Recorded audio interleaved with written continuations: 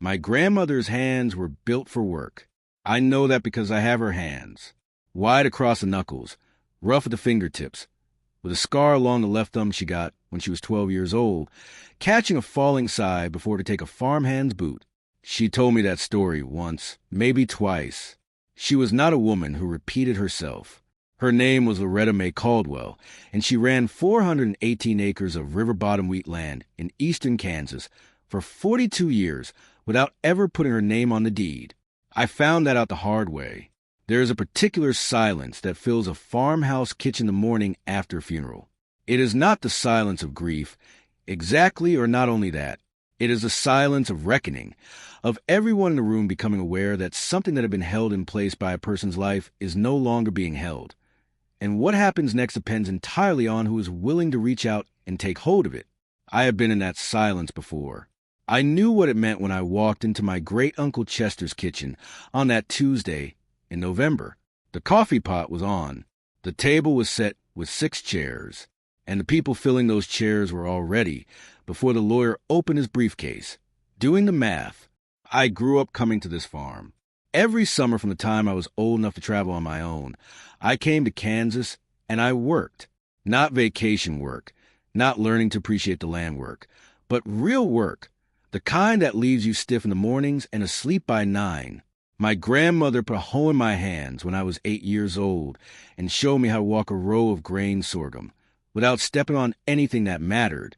She was not warm in the way that grandmothers in stories are warm. She was not soft or sweet or given to long embraces.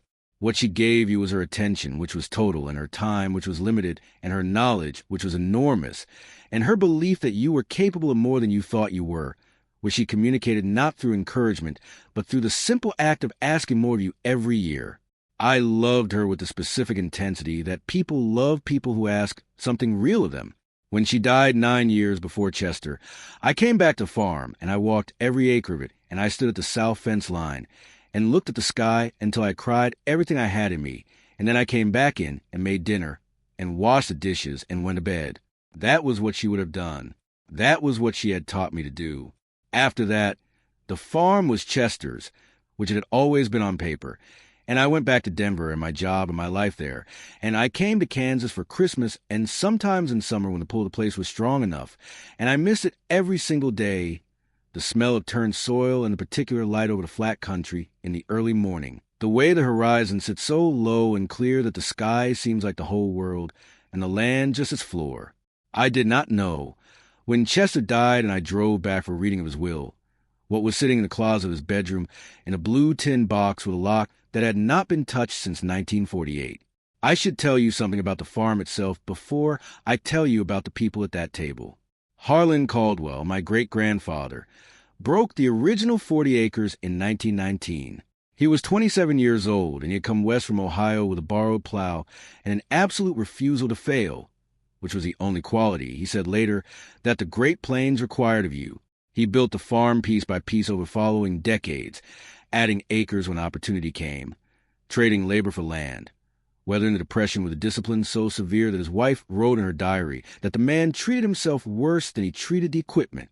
By the time he died in 1951, the farm was 418 acres of some of the finest wheat ground in Pratt County, with water rights recorded at the county since 1923 and mineral rights intact.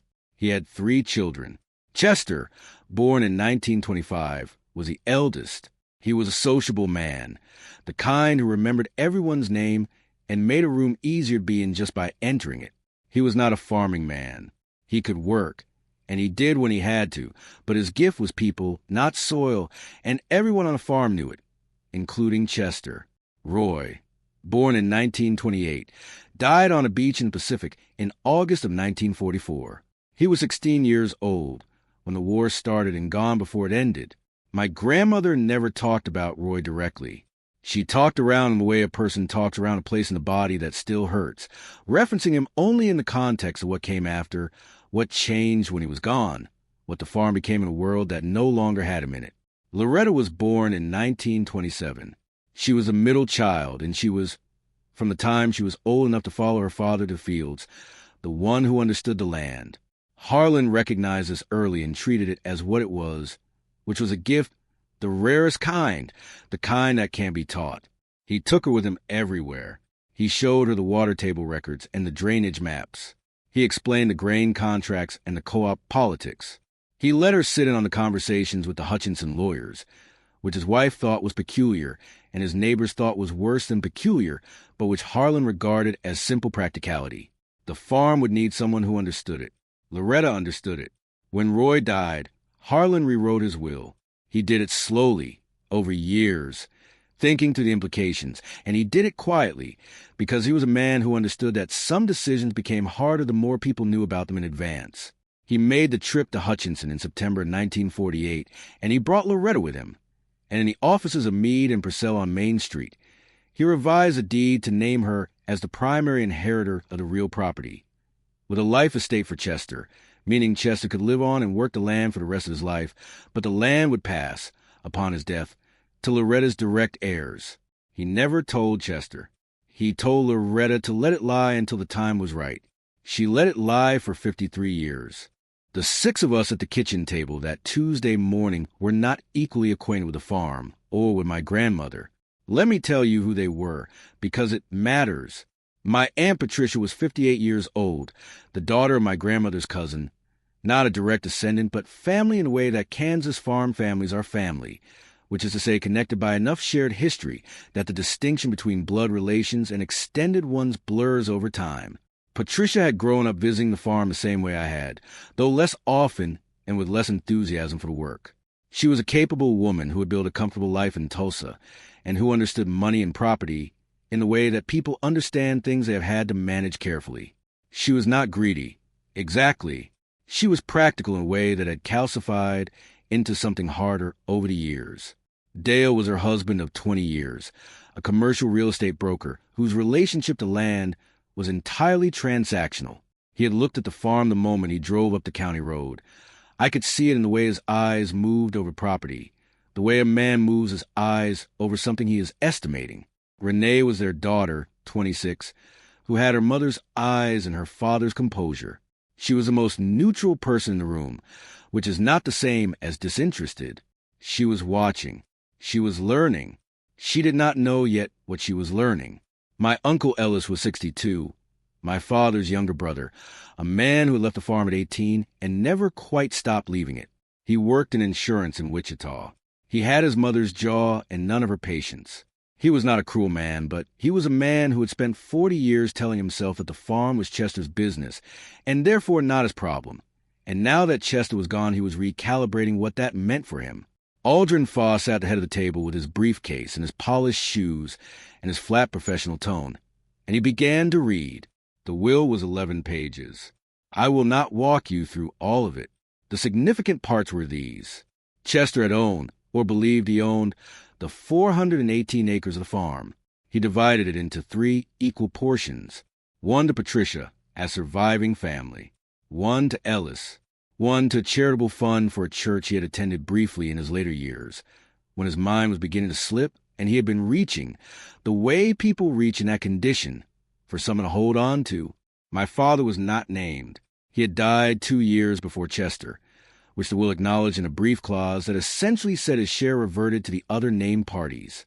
Since I was my father's only child, this meant nothing of the farm came to me, except for 1 line. Aldrin Foss read it with the same tone he used for everything else. The blue tin box currently stored in the main bedroom closet is to be given to Dena, Chester's great-niece, as she will know what to do with it. The room was quiet. I looked at Aldrin Foss. What's in the tin? We haven't opened it. The instructions were that it be given to you unopened. Patricia smiled. It was a careful smile, the smile of someone managing their reaction. Chester always had his sentiments, she said. Dale looked out the window. Ellis looked at his hands. I excuse myself. If you're enjoying this story so far, don't forget to hit the like button and subscribe. Drop a comment telling me where in the world you're watching from. I love hearing from you. Chester's bedroom smelled of mentholatum and old wool and a particular staleness that accumulates in a room where a person has been sick for a long time.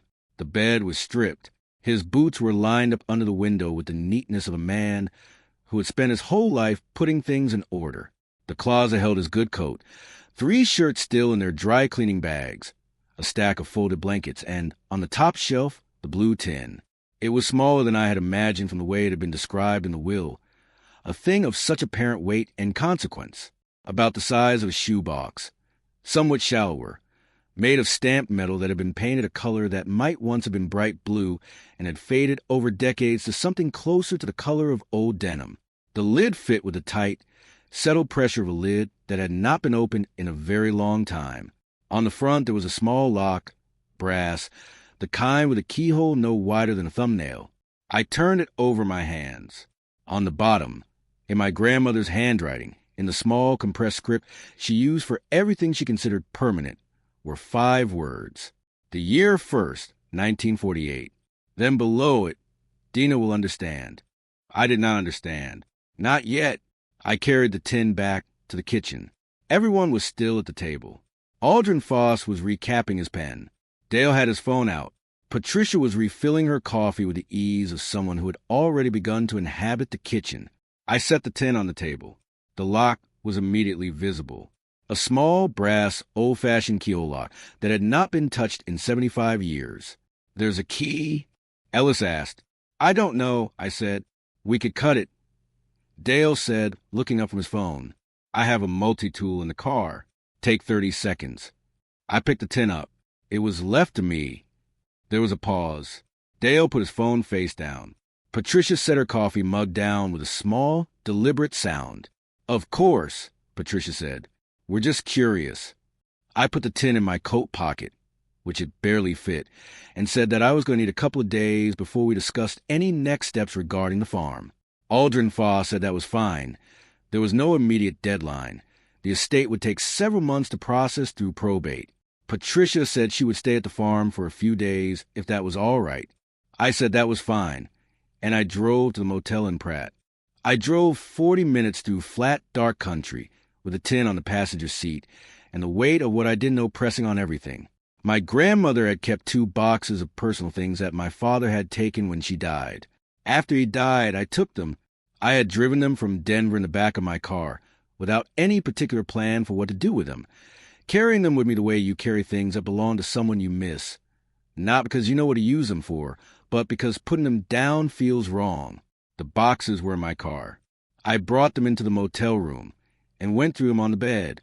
Her Bible was a King James with a soft cover, the pages thin and tissue-like, the margins dense with her handwriting. She had marked verses through the Old Testament with the attention of someone who was reading it as a practical manual. Psalms especially, Job in particular. A woman who farmed Kansas wheat ground in the 20th century and found Job instructive was a woman I recognized completely. In the back cover there was a small envelope, sealed with my name on it. Dena, when the time is right. She had written it in the same hand as the bottom of the blue tin. I had seen this envelope before. I had seen it when I went through her things after she died, and I had made a decision then, without consciously making it, to wait. The envelope had a presence to it that made waiting feel correct. I put it back in the Bible. I put the Bible back in the box. For 9 years I carried it with me, and I waited for the time to be right. Standing in a motel room in Pratt County on a November night, with a locked blue tin on the table, I believed the time was right. The envelope was not sealed with wax or glue, but with the moisture of the original sealing, which had long since dried and was easy to open without tearing. Inside was a short letter, 2 paragraphs, and a small brass key on a length of wire. I read the letter standing beside the window with the motel parking lot light coming through the curtain. She wrote, "Dena, I am leaving you something that should have been yours before it was mine. The tin holds a proof of what was true about this land from the beginning, which is that it was never Chester's to give away. Your great-grandfather Harlan changed his will in 1948, 2 years before he died. He revised the deed to put the farm in my name with a life estate for Chester, meaning Chester could live there and work there for the rest of his life, but never sell it, never divide it. And at his death, the full property would pass to my direct heirs. I kept this quiet because Chester never knew when Harlan asked me to let him live out his years in peace, and because I trusted Chester to take care of the land, and mostly he did, but he was not careful with his paperwork at the end. The will he left does not reflect what Harlan intended and what the county records have always shown. Everything you need is in the tin. The lawyer's name is on the top document. His firm was Meade and Parcell and Hutchinson. They have always known. They have a file. The second paragraph said only, I love you, Dena. Feed the land. It will feed you back. The brass key was the size of a diary key. It fit the lock on the blue tin exactly. I sat on the edge of the motel bed with the tin in my lap for a long time. The wind came off the plane outside and pressed against the window. Somewhere down the road, a truck's headlights swept across the ceiling and went away.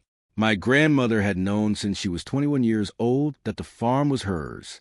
She had worked it for half a century, made every significant decision about it, kept its records and negotiated its contracts and walked its fence lines every spring.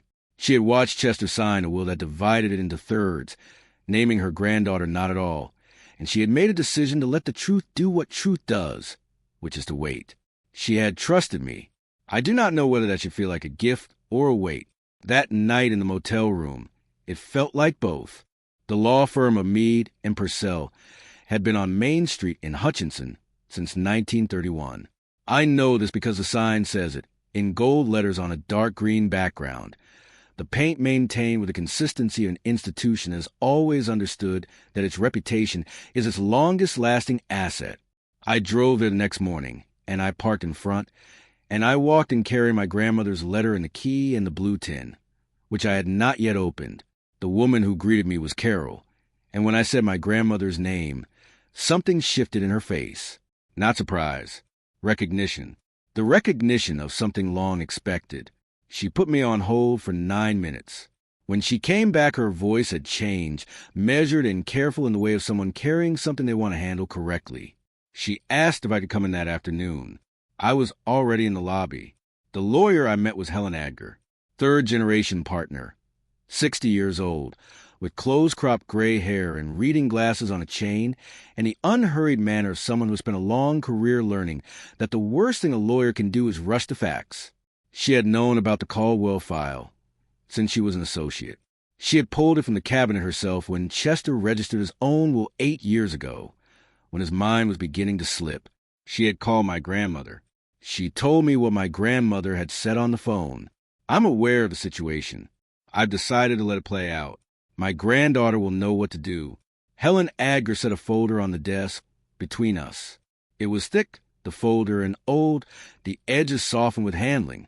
She opened it to the front document, a deed revision on legal paper, dated September 1948, signed by Harlan Caldwell and witnessed by 2 men whose names I did not recognize and notarized in Hutchinson. The deed was clear. It named Loretta May Caldwell as sole inheritor of the real property described, with a life estate retained by Chester Allen Caldwell for the duration of his natural life, meaning Chester had the right to occupy, use, and work the property, but could not sell it, divide it, encumber it, or pass it to anyone else. Upon Chester's death, the property would pass to Loretta's direct heirs. The deed had been recorded with the Pratt County Recorder's Office on October 9, 1948. Helen Adger let me read it twice before she spoke. It's in the public record, she said. It has been in the public record since 1948. Chester's will, and any transfers it purports to make, are legally void as to this property. Why didn't you contact anyone sooner? When Chester wrote his will, we contacted your grandmother. She was a party of interest. She chose to wait. I looked at the document. My great-grandfather's signature was in a large, careful hand, the signature of a man who did not sign things carelessly. She let this sit for 53 years. She trusted the record, Helen Adger said, and she trusted you. What Helen Adger explained next was the legal structure of what this meant in practical terms. And I want to walk through it here clearly because the clarity of it was important to me in that office, and it has remained important every time I have tried to explain it to someone else. A deed revision recorded with the county in 1948 does not expire. It does not become invalid because nobody mentioned it for 75 years. It does not lose its legal force because the family failed to tell each other about it. The public record is the public record. It exists to create a permanent, accessible, reliable account of who owns what, and its authority does not depend on the knowledge of the people whose land it describes. The Pratt County Recorder's Office had indexed and filed Harlan's 1948 revision on October 9th of that year, giving it a document number and a place in the deed books that any title search would have uncovered. Chester's attorney in Wichita, when he helped Chester write his will, should have run a title search. A thorough title search would have found the 1948 document. Whether he ran one and missed it, or whether the will was drafted without a search on the assumption that the original deed told the whole story, Helen Adger could not say. What she could say was that whatever the attorney had done or failed to do did not change the underlying ownership. Chester had believed he owned the farm outright. He had believed this for his entire adult life, in the sincere and uncomplicated way that people believe things they have never had any reason to question. He had not falsified anything. He had not deceived anyone. He had signed a will making honest provisions for property he honestly believed was his, and every word of that will had been constructed on a foundation that did not exist. The implications were exact. My grandmother's estate, upon her death, should have passed to her heirs. Her only surviving heir was my father. My father had predeceased Chester by 2 years. His only heir was me. The farm was mine, every acre of it.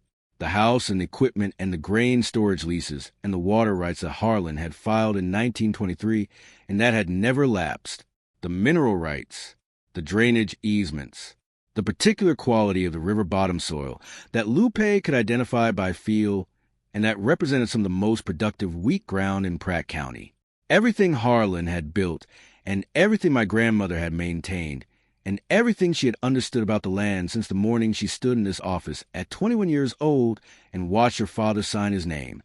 I sat in Helen Adger's office for a long time after she finished explaining. The sun moved through the windows. Someone brought coffee. I read the 1948 document a third time. She was 21 when he signed this, I said. She was... And she never said anything. Not to Chester, not to anyone. She said something to us. Helen Adger said, "She came in with your great-grandfather." She watched him sign. She understood exactly what it meant. She chose to honor the spirit of what he was asking, which was that Chester live out his years without knowing he had been passed over. She paused. She also knew the record would be there when she needed it. She trusted a county filing from 1948 to still be there 75 years later. It is still there. That is the kind of faith that farming teaches you, I think. Not faith in people, or not only that, but faith in the permanent way to what has been done correctly and recorded truthfully and simply left to stand. My grandmother had planted that document the same way she planted wheat, putting something in the ground and trusting that the conditions for return would eventually arrive. I drove back to the farm that evening. They were still there when I arrived. Patricia at the kitchen table, with a notepad. Dale on his laptop with a cup of coffee cooling beside him, the laptop angled so that whatever he was looking at was not visible to anyone entering the room. Ellis on the couch in front of the television, which was on but unwatched. Renee at the sink washing dishes, which was the most useful thing anyone in that house had done since the lawyer left. I hung my coat on the hook by the door. My grandmother's hook. I took a breath. Patricia looked up. She could read a room the way people learn to read rooms when they have spent their lives managing other people's expectations. And something in my face told her the morning had not been unremarkable. "You found the key," she said.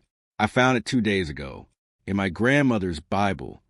Patricia's notepad was covered in figures. Acreage numbers, I could see from across the room. What was in the tin? I set my bag down and sat at the table. I laid out what I had. My grandmother's letter. The key, the copy of the 1948 deed that Helen Adger had made for me. I had the original safely back in the tin. I told them clearly and without drama. I told them the way my grandmother would have told it. The way you tell something you have had several hours to settle into and no longer need to handle delicately. Because the facts are facts and they do not require protection. I told them about Harlan's decision in 1948 and the life estate, and the county filing that had been sitting in the public record for 75 years. I told them what that meant for Chester's will, and what it meant for each of them. When I finished, the kitchen was very quiet. Dale's laptop screen went dark. Ellis turned off the television. Renee set down the dish she was drying and stood with her back to the sink. Patricia was very still. "That can't be right," she said. Her voice was controlled with visible effort. Chester owned this farm. He lived on this farm his entire life. He had a life estate. That's different from ownership. He could live here and work here. He could not sell it or divide it or pass it on. We need our own lawyers. That's completely reasonable, I said. Call whoever you want. The document is recorded in Pratt County. It has been recorded since October of 1948. Any title search will find it. Chester's attorney should have found it when he drafted the will. Why didn't anyone know about this? I thought about how to answer that. I thought about my grandmother walking the fence line every March, checking the posts, knowing what she knew about the land and what she knew about the record and what she had decided about when the time would be right. I thought about Harlan in the offices of Meade and Parcell, signing a document and asking his daughter to let it rest. My grandmother knew, I said. She knew from the day he signed it. Patricia looked at me across the table. She was working through something. I could see it moving through her, the old story dissolving, and the new one not yet assembled in its place. And in the gap between them was something raw and honest that she had not intended to show anyone in that kitchen. She worked this farm her whole life, Patricia said. Quietly. Not to me, I thought, or not only to me. Yes. She managed everything. The contracts, the filings, the equipment. She made every decision about this land. Yes. And she never once. Patricia stopped. She picked up her coffee mug and set it down again without drinking from it. She never once said a word about any of this. No. The window above the sink showed the south field in the last light, bare and brown and level. The soil worked down clean, the way she had always left it going into winter. If you're hooked on this story, make sure to subscribe and turn on notifications so you never miss an upload. Your support means everything and helps me bring you more emotional stories like this one. Patricia called a firm in Tulsa the next day. Ellis called one in Wichita. Both of them spent 3 months and money that represented genuine sacrifice trying to find a legal route through or around a 1948 document, and both arrived at the same conclusion. A deed revision recorded with the county in 1948, signed and witnessed and notarized, never revoked, never superseded, never contested, does not become invalid because the family did not know about it. Chester's will, as it pertained to the farm, had attempted to transfer a property that Chester could not transfer.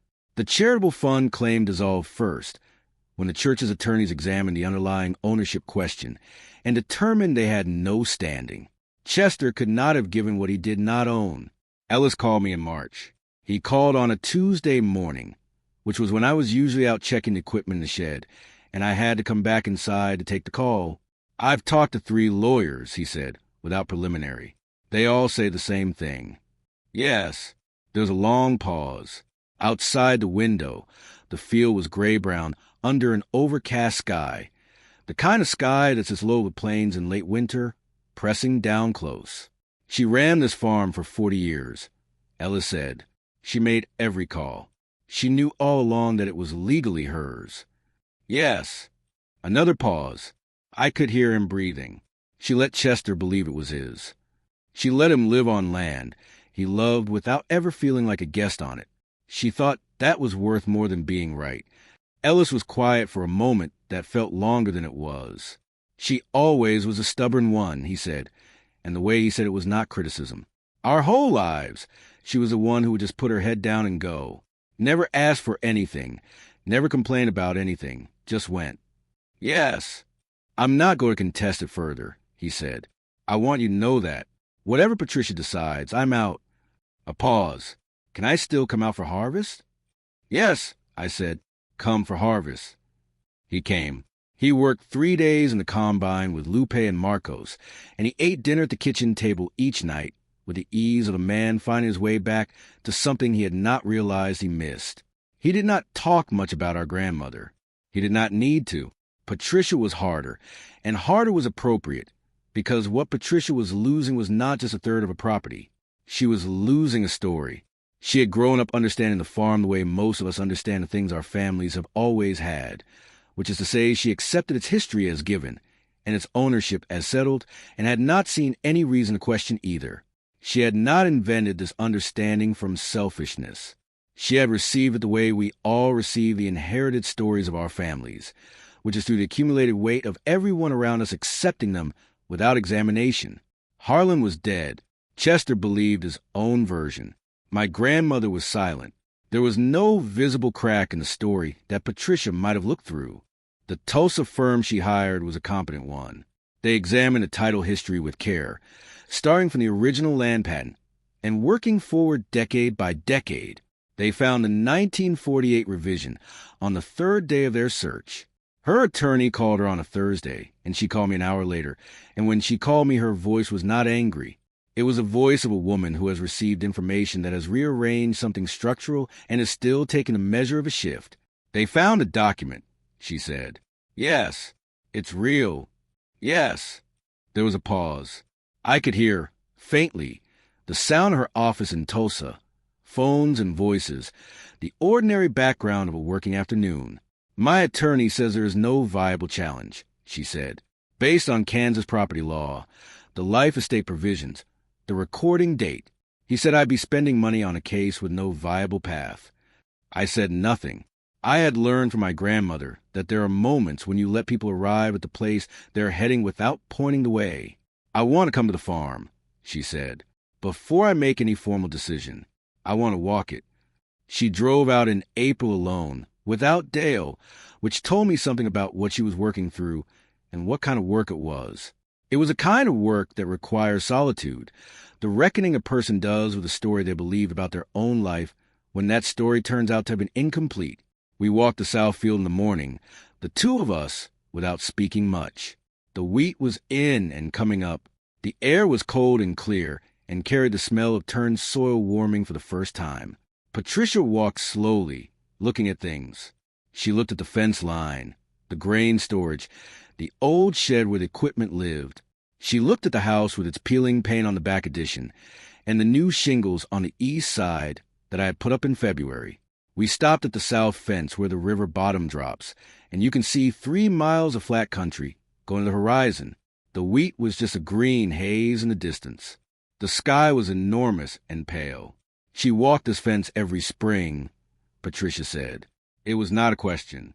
Every March, first warm week. I remember that from when I was young. She'd just disappear for the morning. Patricia was quiet. I thought she was going for a walk. She was checking the posts. Freeze-thaw, cycle works them loose over the winter. Patricia nodded. She kept looking at the horizon. I didn't know her the way you did. You knew her in your own way.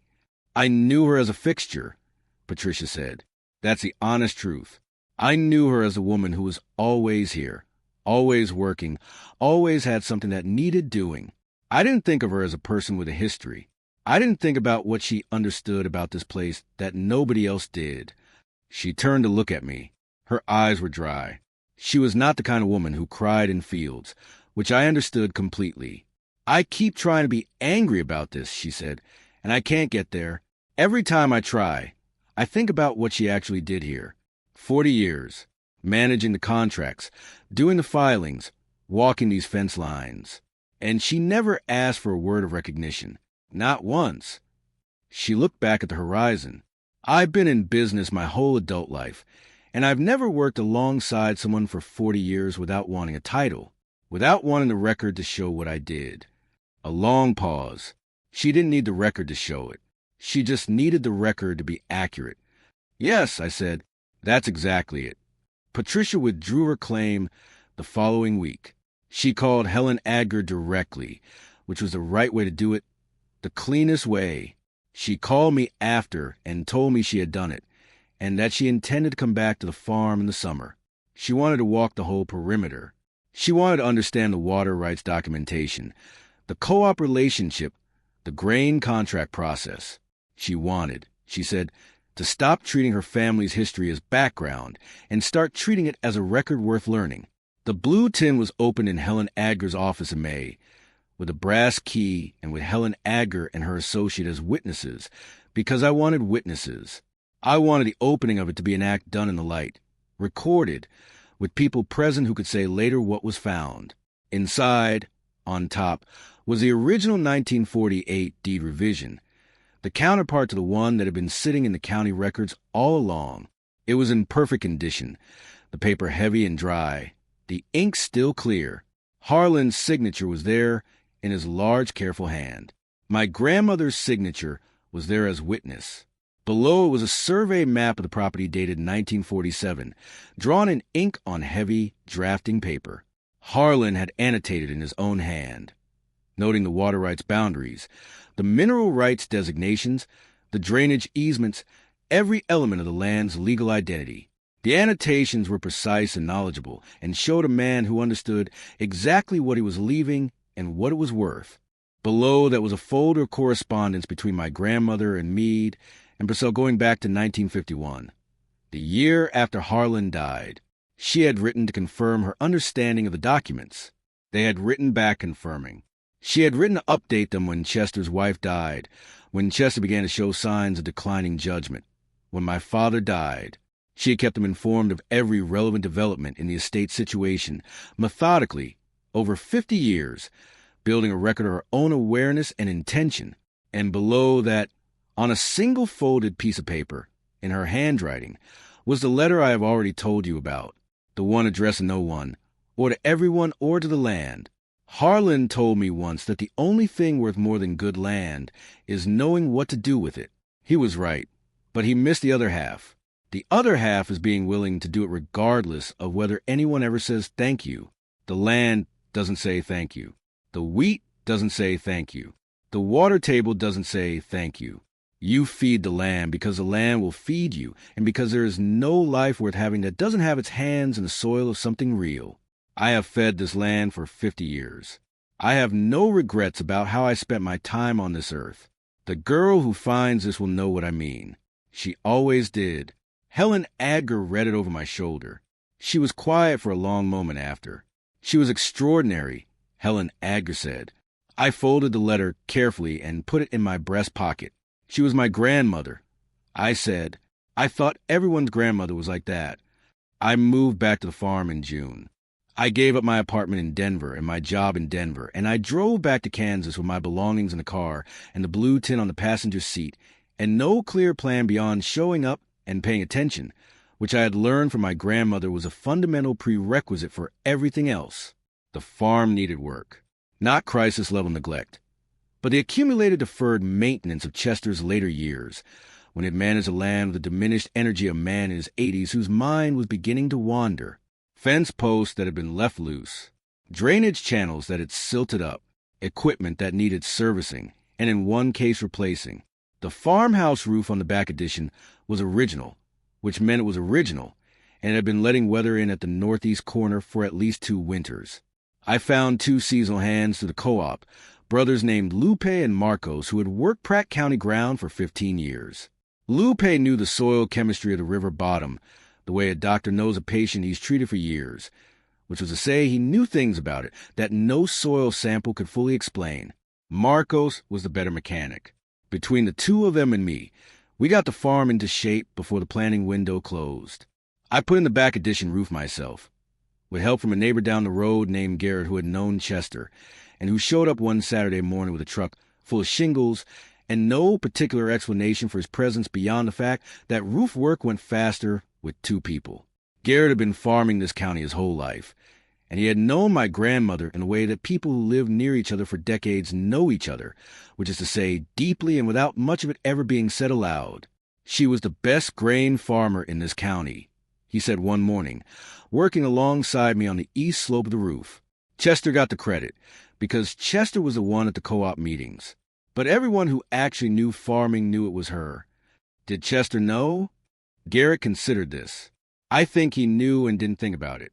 He was good at not thinking about certain things. He set a nail and drove it. He was a decent man, just not a farming man. This is a distinction that I came back to over and over through that first year. Chester had not been malicious. He had not forged anything or deceived anyone.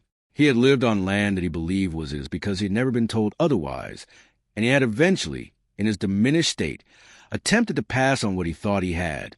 The error was not one of character but of knowledge, and the knowledge had been withheld by a woman who understood the difference between what was legally true and what would serve the people she loved.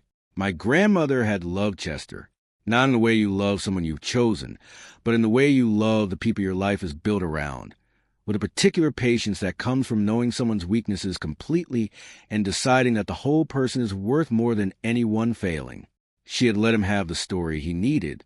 She had kept the other story in a tin box with a lock that nobody touched for 75 years. She had trusted the land to hold the truth until the right time. The land had held it. The first harvest I brought on my own was not the biggest harvest the farm had ever produced. The rains had been inconsistent in the spring, and the yield was modest. Lupe, who measured yields against a 20-year mental average, said it was about 65% of what the South Field was capable of in a good year. Marco said the North Field drainage needed attention before next spring. I wrote both things down. At the end of the harvest, on a September evening with the bins full and the equipment washed down and put away, I drove out to the south fence line and stood there watching the light go off. The cut field. The stubble caught the last sun and held it for a moment, a pale gold across all that flat dark ground. And then the light shifted, and it was just a field. Renee had come for harvest.